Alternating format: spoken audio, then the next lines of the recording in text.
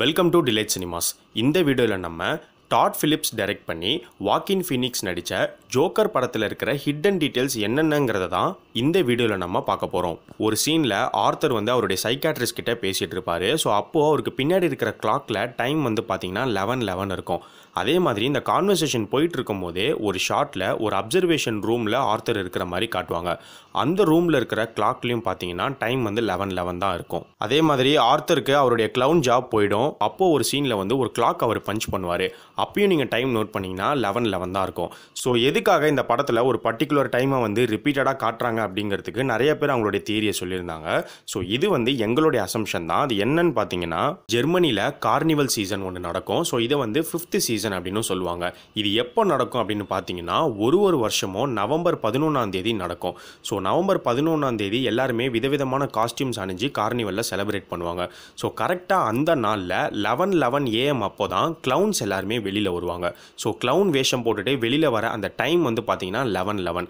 So இதை தான் இந்த ஜோக்கர் படத்தில் கனெக்ட் பண்ணியிருக்காங்க. ஸோ இதுலேயும் ஆர்த்தர் கிளவுன் வேஷம் போட்டுட்டு தான் பெர்ஃபார்ம் பண்ணுற மாதிரி காட்டுவாங்க. அண்ட் இதெல்லாம் தாண்டி இன்னொரு இன்ட்ரெஸ்டிங்கான டீட்டெயில் இதில் என்ன அப்படின்னு பார்த்தீங்கன்னா, இந்த படத்தில் ஆர்த்தருடைய கிளவுன் நேம் என்னன்னு பார்த்தீங்கன்னா கார்னிவல் தான். இதை ஆர்த்தரே ஒரு இடத்துல டயலாக்ல சொல்லியிருப்பாரு. இந்த படத்தில் ஆர்த்தர் ஒரு காமெடி கிளப்புக்கு போவார். ஸோ அந்த காமெடி கிளப்போடைய பேர் போகோஸ் காமெடி கிளப். ஸோ இந்த போகோங்கிற நேம் எங்கே கனெக்ட் ஆகுதுன்னு பார்த்தீங்கன்னா, அமெரிக்காவில் ஜான் வேன் கேசி அப்படின்ற ஒரு சீரியல் கில்லர் கூட கனெக்ட் ஆகும். ஸோ அவருடைய ஸ்டேஜ் நேம் தான் இந்த போகோ. இந்த ஜான் வேனை கில்லர் கிளவுன், போகோ கிளவுன் அப்படின்னு தான் கூப்பிடுவாங்க. ஸோ இவர் சேரிட்டபிள் சர்வீசஸ்க்காக நிறைய ஈவெண்ட்ஸில் சில்ட்ரனுடைய பார்ட்டிஸ்லாம் கிளவுன் மாதிரி வேஷம் போட்டுட்டு பர்ஃபார்ம் பண்ணுவார். ஸோ இவருடைய ரெஃபரன்சஸ் தான் இந்த படத்தில் அந்த காமெடி கிளப்புக்கு பேராக வச்சிருப்பாங்க. படத்தோடைய ஸ்டார்டிங்கில் ஒரு ஆலிவே ஒன்று காட்டுவாங்க. ஸோ ஒரு சந்து மாதிரி ஒன்று இருக்கும். ஸோ அந்த இடத்துல சில பேர் ஆர்த்தர் அடிச்சு போட்டு போயிடுவாங்க. ஸோ அவர் கீழே விழுந்து கிடக்கும் போது தான் டைட்டில் ஜோக்கர்னு போட்டு ஜோக்கருடைய கதை அங்கேருந்து ஸ்டார்ட் ஆகிற மாதிரி காட்டுவாங்க. அதே மாதிரி இந்த படத்தோடைய எண்ட்லையும் பார்த்தீங்கன்னா, இதே மாதிரி ஒரு ஆலிவேல ப்ரூஸ் வேன் நின்றுட்டு இருப்பாரு. அவருடைய அப்பா அம்மா இறந்து போயிடுவாங்க. ஸோ இந்த இடத்துல என்ன பேட்மேனோடைய ஸ்டோரி ஸ்டார்ட் ஆக போகுதுங்கிற மாதிரி இந்த படத்தை முடிச்சிருப்பாங்க. இந்த படத்தில் ஒரு சீனில் நீங்கள் நோட் பண்ணீங்கன்னா, ஆர்த்தர் அவருடைய ஜேர்னலில் எழுதிட்டு இருப்பாரு. ஸோ ஃபர்ஸ்ட் நீங்கள் பார்த்தீங்கன்னா அவர் ரைட் ஹேண்டில் தான் எழுதிட்டு இருப்பாரு. ஆனால் கொஞ்ச நேரத்துக்கு அப்புறம் அவருடைய லெஃப்ட் ஹேண்ட் யூஸ் பண்ணி ஒரு விஷயத்தை எழுதுவார். அது என்னன்னு பார்த்தீங்கன்னா, the worst part of having mental illness is people expect you to behave as if you don't. So நமக்கு என்னதான் மென்டல் இல்னஸ் இருந்தாலும் அது இல்லாத மாதிரி தான் நம்ம நடந்துக்கணும்னு மக்கள் எதிர்பார்ப்பாங்க. இந்த விஷயத்தை தான் அவர் ஜேர்னலில் லெஃப்ட் ஹேண்ட் யூஸ் பண்ணி எழுதியிருப்பார். இது எங்கே கனெக்ட் ஆகும் அப்படின்னு பார்த்தீங்கன்னா, ஆர்த்தர் ட்ரெயினில் ஒரு 3 பேரை ஷூட் பண்ணிடுவார். ஸோ அப்போ நீங்கள் நோட் பண்ணிங்கன்னா அவருடைய லெஃப்ட் ஹேண்டில் தான் அவங்க 3 பேரையுமே ஷூட் பண்ணியிருப்பார். அதே மாதிரி படத்தோடைய கிளைமேக்ஸில் லைவ் வித் மரி ஃப்ராங்க்லின் ஷோலையும் பார்த்தீங்கன்னா அவருடைய லெஃப்ட் ஹேண்டில் தான் ஃப்ராங்க்லினை ஷூட் பண்ணியிருப்பார். இவங்க எல்லாருடைய டெத் ஆர்த்தர் அந்த ஜேர்னலில் லெஃப்ட் ஹேண்ட் யூஸ் பண்ணி எழுதின அந்த விஷயத்து கூட கனெக்ட் ஆகும். ஸோ அது எப்படின்னு பார்த்தீங்கன்னா, ட்ரெயினில் ஆர்த்தர் அவருக்கு இருக்கிற ப்ராப்ளம்னால அவர் சிரிக்க ஆரம்பிச்சிருவார். ஸோ எதனால இவர் இப்படி சிரிக்கிறாரு அப்படிங்கிறத புரிஞ்சிக்காம அந்த 3 பேருமே ஆர்த்தரை அடிக்க ஆரம்பிச்சிருவாங்க. போகோ காமெடி கிளப்ல ஆர்த்தர் அங்கேயும் சிரிச்சுக்கிட்டே பேசின அந்த வீடியோ கிளிப்பை மரி ஃப்ராங்க்லின் அவருடைய ஷோவில் டெலிகாஸ்ட் பண்ணி ஆர்த்தரை ஃபுல்லாக ட்ரால் பண்ணிடுவார். ஸோ இந்த காரணத்துக்காக தான் ஆர்த்தர் இவங்க எல்லாரையும் சாவடிச்சிருவார்.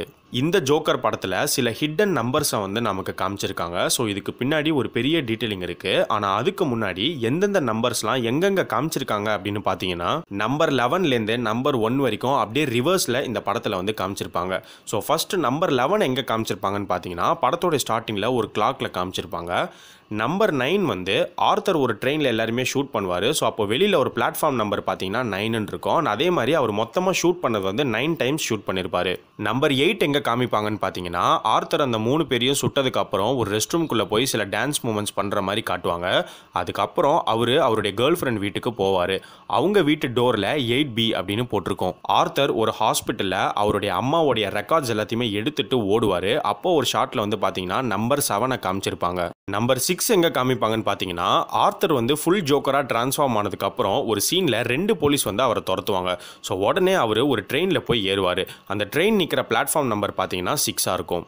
ஆர்த்தரை துரத்திட்டு வந்த அந்த 2 போலீஸையும் அங்கே இருந்த மக்களே அடிப்பாங்க. ஸோ அப்போது ஆர்த்தர் அங்கே ஒரு டான்ஸ் ஆடுவார். அப்போ அவர் கையில் பார்த்தீங்கன்னா 5ங்கிற நம்பரை காட்டுற மாதிரி இருக்கும். மரி ஃப்ராங்க்லின் ஷோக்கு ஆர்த்தர் உட்காந்துருப்பாரு. ஸோ அப்போ ஒரு சீனில் ஃப்ராங்க்லினும் இன்னொருத்தரும் ஆர்த்தரை பார்க்க வருவாங்க. அப்போ அவங்களுக்கு பின்னாடி பார்த்தீங்கன்னா நம்பர் 4 காமிச்சிருப்பாங்க. அதே ஷோவில் ஆர்த்தர் அவர் கொன்ன அந்த 3 பேரை பற்றி பேசும்போது நீங்கள் நோட் பண்ணிங்கன்னா நம்பர் 3 கேமரா தான் அவரை ஃபோக்கஸ் பண்ணுற மாதிரி காட்டுவாங்க. நம்பர் 2 எப்படி ரெப்ரசென்ட் பண்ணியிருப்பாங்கன்னா, ஆர்த்தர் ஃப்ராங்க்லினை 2 வாட்டி சுடுவார். நம்பர் 1 எங்கே காமிச்சிருப்பாங்கன்னு பார்த்தீங்கன்னா, படத்தோடைய கிளைமேக்ஸில் ஆர்த்தர் வந்து போலீஸ் காரில் போயிட்டு இருக்கும்போது ஒரு ஆம்புலன்ஸ் வந்து அந்த காரை இடிக்கிற மாதிரி காட்டுவாங்க. அந்த சீனில் பின்னாடி இருக்கிற ஒரு போர்டில் வந்து ஏஸ் இன் தி ஹோல் அப்படின்னு எழுதியிருக்கும்.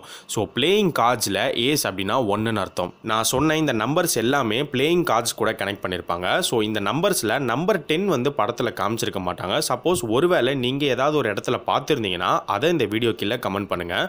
ஆனால் அந்த நம்பரை காட்டாததுக்கு கூட ஒரு ரீசன் இருக்கலாம். அது என்னன்னு பார்த்தீங்கன்னா, நம்ம கார்ட்ஸ் விளையாடும் போது ஒரு செட்டுக்கு ஒரு நம்பர் நமக்கு மிஸ் ஆச்சுன்னா அதுக்கு பதிலாக நம்ம ஜோக்கரை சேர்த்துக்கலாம். இந்த விஷயத்தை படத்தில் கனெக்ட் பண்ணுறதுக்காக கூட அவங்க அந்த நம்பர் 10 வந்து மிஸ் பண்ணியிருக்கலாம். ஒரு சீனில் ஆர்த்தரும் அவருடைய அம்மாவும் ஒரு டிவி முன்னாடி டான்ஸ் ஆடிட்டு இருப்பாங்க. அப்போ அந்த டிவியில் பார்த்தீங்கன்னா மரி ஃப்ராங்க்லினுடைய ஷோ முடிஞ்சு க்ரூ கிரெடிட்ஸ் வந்து போயிட்டுருக்கும். ஸோ உண்மையிலேயே இந்த ஜோக்கர் படத்தில் ப்ரொடக்ஷன் டீமில் ஒர்க் பண்ணவங்களுடைய பேர்களை தான் அந்த க்ரூ கிரெடிட்ஸில் யூஸ் பண்ணியிருக்காங்க. படத்தில் ஆர்த்தர் ஒரு ட்ரெயினில் 3 பேரை வந்து ஷூட் பண்ணிடுவார். ஸோ இந்த இன்சிடென்ட் நடந்ததுக்கப்புறம் ஒரு சீனில் பார்த்தீங்கன்னா ஆர்த்தர் வந்து ஒரு நியூஸ் பேப்பர் பார்த்துட்டு இருப்பார். அதில் வந்து கிளவுன் விஜிலாண்டின்னு போட்டிருக்கும். ஸோ இதுக்கு ஒரு பெரிய ரெஃபரன்ஸும் ஒரு கனெக்டும் இருக்குது. அது என்னன்னு பார்த்தீங்கன்னா, உண்மையிலேயே 1981 நியூயார்க்கில் பெர்னார்ட் அப்படிங்கிற ஒருத்தர் ஒரு ட்ரெயினில் ட்ராவல் பண்ணிட்டு இருந்திருக்காரு. ஸோ அப்போது 3 பேர் அவர்கிட்ட வந்து காசு கேட்டு மிரட்டியிருக்காங்க. ஸோ அப்போது இவங்களுக்குள்ள சண்டை நடந்து அந்த 3 பேரும் இவர் அடிச்சு போட்டு போயிட்டாங்க. இந்த இன்சிடென்ட்டுக்கு அப்புறம் பெர்னார்ட் வந்து ஒரு கன்று வாங்கியிருக்காரு. அது மட்டும் இல்லாமல் அவர் எங்கே வெளியில் போனாலும் அந்த கன்னை எடுத்துகிட்டு தான் போயிருக்காரு. ஸோ 1984 ஒரு நாள் அவர் ஒரு சப்வே ட்ரெயினில் ட்ராவல் பண்ணிட்டு இருக்கும் போது அதே மாதிரி ஒரு 4 பேர் அவர்கிட்ட வந்து $5 வேணும்னு சொல்லி மிரட்டி கேட்டிருக்காங்க. அப்போது உடனே அவர் கன் எடுத்து அவங்க எல்லாருமே சுட்டு கொண்டுட்டாரு. இந்த இன்சிடென்ட் நடந்ததுக்கு அப்புறம் நியூயார்க்கில் இருக்கிற மக்கள் எல்லாருமே இவர் ஒரு ஹீரோவாக பார்க்க ஆரம்பிச்சு இவரை சப்வே விஜிலாண்டி அப்படின்னு தான் அட்ரஸே பண்ணாங்க. ஸோ இந்த ரெஃபரன்ஸ், இந்த கனெக்ஷனை தான் இந்த ஜோக்கர் படத்துலையும் வச்சிருப்பாங்க. ஆர்த்தர் வந்து ட்ரெயினில் அந்த 3 பேரை சுடும்போது கிளவுன் வேஷத்தில் இருப்பார். ஸோ அதனால இந்த படத்தில் வந்து பார்த்தீங்கன்னா கிளவுன் விஜிலாண்டி அப்படின்னு போட்டிருப்பாங்க. சார்லி சாப்ளின் நடித்த மாடர்ன் டைம்ஸ் படத்துடைய ரெஃபரன்ஸ் வந்து இந்த ஜோக்கர் படத்தில் வச்சிருப்பாங்க. ஸோ மாடர்ன் டைம்ஸ் படத்துடைய தீம் வந்து இந்த ஜோக்கர் படத்துடைய தீம் கூட கனெக்ட் ஆகும். ஸோ அதை தாண்டி சார்லி சாப்ளினுடைய லைஃப் எடுத்துக்கிட்டிங்கன்னா, ஸோ சார்லி சாப்ளின் வந்து ஒரு காமிக் ஆக்டர். அவர் 14 வயசு இருக்கும் போதே அவங்க அம்மா வந்து மென்டல் அசைலத்துக்கு அனுப்பப்பட்டாங்க. ஸோ இந்த படத்தில் நீங்கள் பார்த்தீங்கன்னா ஆர்த்தர் வந்து ஒரு ஸ்டாண்டப் காமெடினா வரணும்னு நினைப்பாரு. அவங்க அம்மா வந்து ஒரு சிக் பர்சனாக தான் காமிப்பாங்க. ஆர்த்தர் வந்து தாமஸ் வேனை பார்க்கறதுக்கு அவருடைய இடத்துக்கு போவார். ஸோ அங்கே தான் வந்து ப்ரூஸ் வேனை பார்ப்பாரு. ஸோ அந்த இடத்துல ஒரு போல் ஒன்று இருக்கும். ஸோ ப்ரூஸ் வந்து அந்த போலில் ஸ்லைட் ஆகி தான் கீழே இறங்கி வருவார். ஸோ இதை எங்கே கனெக்ட் பண்ணுறாங்க அப்படின்னு பார்த்தீங்கன்னா, 1960 பேட்மேன் டிவி சீரியஸில் ப்ரூஸ், டிக் 2 பேருமே அவங்க வீட்டிலே வந்து பார்த்தீங்கன்னா ஒரு புக் ஷெல்ஃப்க்கு பின்னாடி மறைமுகமாக 2 பேட் போல்ஸ் வச்சுருப்பாங்க.